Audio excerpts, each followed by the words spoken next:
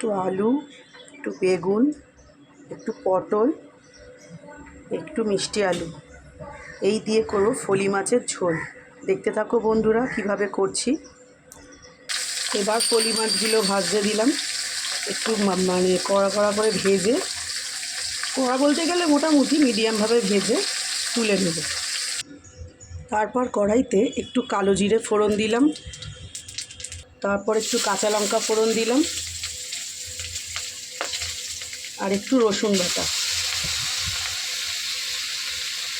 এটা একটু রসুন কালো জিরে দিয়ে ফলি মাছের ঝোল করছি, সেই জন্য একটু রসুন বাটা আর কালো জিরে দিয়ে স্বাদটা খুব ভালো হয়।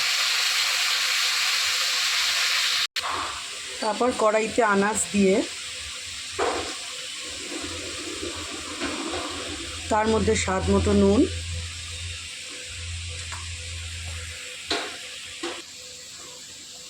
একটু হলুদ গুঁড়ো,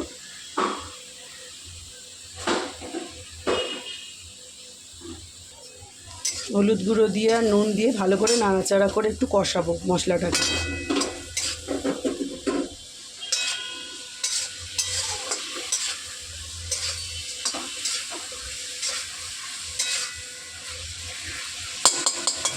মশলাটা একটু হতে থাকবে, ততক্ষণ একটু ঢাকা দিয়ে দেবো। মশলাটা একটু কষতে থাকবে, ততক্ষণ একটু ঢাকা দিয়ে দেবো। ঢাকনাটা খুলে একটু দেখে নেব মশলাটা কতটা কষেছে।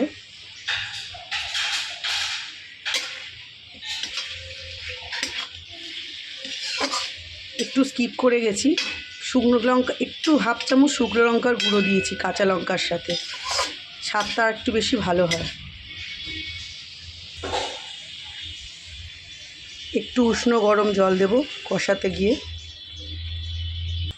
এবার একটু ঢাকনাটা খুলে, মশলাটা ভালো করে কষে গেছে, এবার একটু গরম জল দিয়ে দেবো পরিমাণ মতো।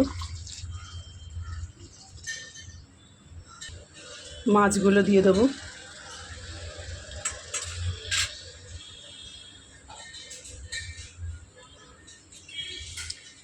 আর ফলি মাছে একটু কাটা আছে বলে, আমি তো ফলি মাছ খাই না, তাই আমার জন্য একটু রুই মাছ দিলাম। একটু হালকা নেড়ে দেব।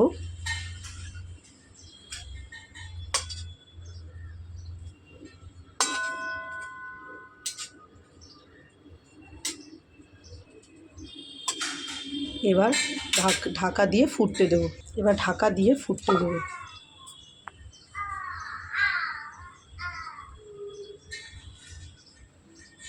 বন্ধুরা, আমার তৈরি হয়ে গেছে ফলি মাছের ঝোল। এখন শুধু খাওয়ার অপেক্ষা। তো তোমাদের রেসিপিটা কেমন লাগলো আমাকে একটু জানিও প্লিজ। ভালো লাগলে আমার চ্যানেলটাকে একটু সাবস্ক্রাইব করো।